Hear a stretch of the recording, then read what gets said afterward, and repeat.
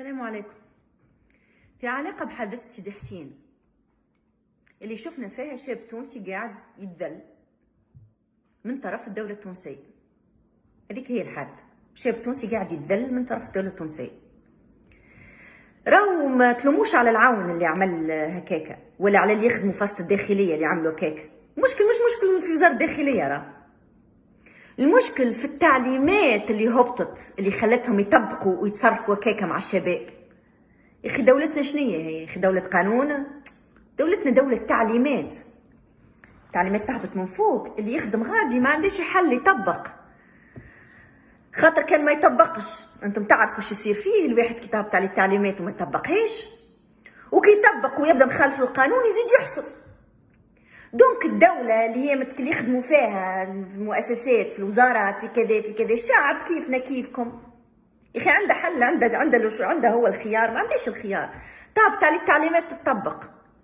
دونك السؤال اللي تطرح شنو هي التعليمات اللي هبطت باش تخلي اليوم الدولة التونسية تتصرف مع الشباب التونسي بطريقة مش كان الشباب، مع الشباب ومع الاعلام ومع المجتمع المدني ومع النساء ومع غيره تتصرف بالطريقة هذه. شنو يخلي الدولة التونسية هياكل الدولة التونسية اليوم الكلها مجندة ضد باش تذل الشعب وتحاول تحط عليه بريسيون بالطريقه هذه، ضغط بالطريقه هذه.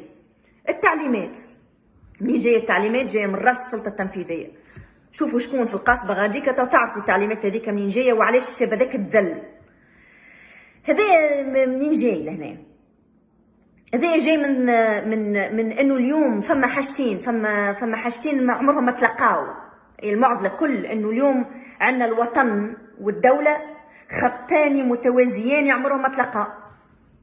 الوطن متاعنا تاع الشعب، الدولة متاعهم، تعليمات الدولة تهبط مش لصالح الشعب، تهبط تخدم في مصالح أخرى. دونك سؤال يطرح نفسه شنية المصالح هذه؟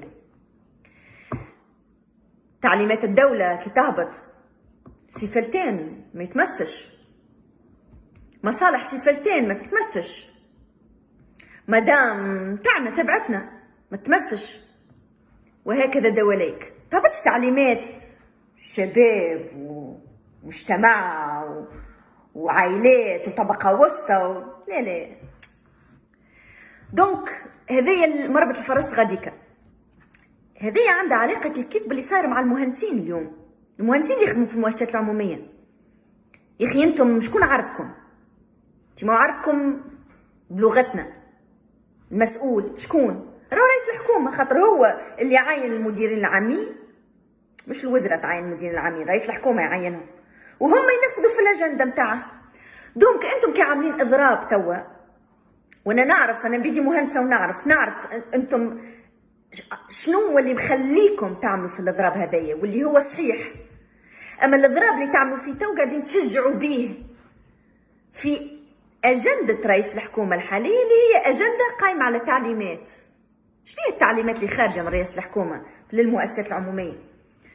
تعليمات اللي خارجة من رئاسة الحكومة وزير المالية اللي يشد الكاسة، اللي يشد الفلوس في البلاد، هذوما الزوز عندهم تعليمات واضحة. تعليمات هو إنه المرشيات المؤسسات العمومية الكل شدتها، كيما مرشي في المواد الغذائيه، مرشي ستيك، مرشي الفوسفات، مرشي النقل، هذه كل مرشيات. المؤسسات العموميه هذه ما هي تسربي في المرشيات هذه، قاعده تبيع في خدمه، تبيع في منتوج للشعب ولا والشعب يخلص فيها. دونك فما حركه تجاريه. المرشيات هذه لازمها تتسربى. تعليمات اللي هابطه انه المارشيات هذه لازم تتسربى لسيفلتين الخواص هذوما اللي ماشيين ويكبروا، هم يكبروا في شركاتهم على حساب المؤسسات العموميه. دونك انتم كي تضربوا تعملوا اضراب يا مهندسين في المؤسسات العموميه بطريقه غير مباشره، قاعدين تعاونوا فيه في رئيس الحكومه هذايا وفي الحكومه هذه، الحكومه اللا وطنيه هذه، انتم قاعدين تعاونوا فيها.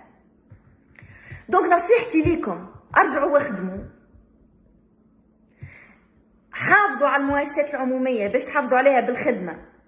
ناضلوا داخل المؤسسات العمومية باش تاخذوا بلايصكم، باش ما ياخذهاش النقص كفاءة واللي بايع واللي غيره. والنضال الحقيقي هو وسط النقابات بيدها، وسط العمل النقابي بيدو، باش اللي يشد مرة أخرى الاتحاد واللي يشد المؤسسات هذية ما يبيعش الطرح لدولة التعليمات. دونك غادي هو نضال حقيقي. شوف الوطن متاعنا والدولة متاعهم، هيك علاش باش نبقوا حنايا صراع ما بين الشاب التونسي، مرأة ولا راجل، المواطن التونسي في صراع مع الدولة التونسية، لأن هي دولة تخدم في مصالح أعداء الأغلبية، أعداء الشعب التونسي.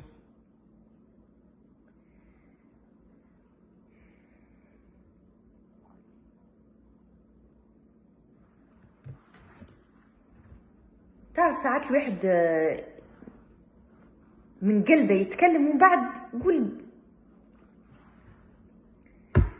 ربي يحفظ تونس، ربي يحفظكم الناس كل. وقت طفلك اللي تنحى سرواله تبقى راجل. هو احنا تو الشعب التونسي ما هما حتى من جيوبنا فرغوا هيلنا قد متى يعملوا الكرامة ما تمسش، بقدرة ربي بالنضال الحقيقي الدولة هذه نهار من نهارات لما هي والوطن يا يغلب الوطن يا تغلب الدولة، خاطر الدولة هي تخدم في مصالحهم. بقدرة ربي الوطن باش يغلب، لأن احنا على حق واللي على حق ما يخافش. ربي معكم.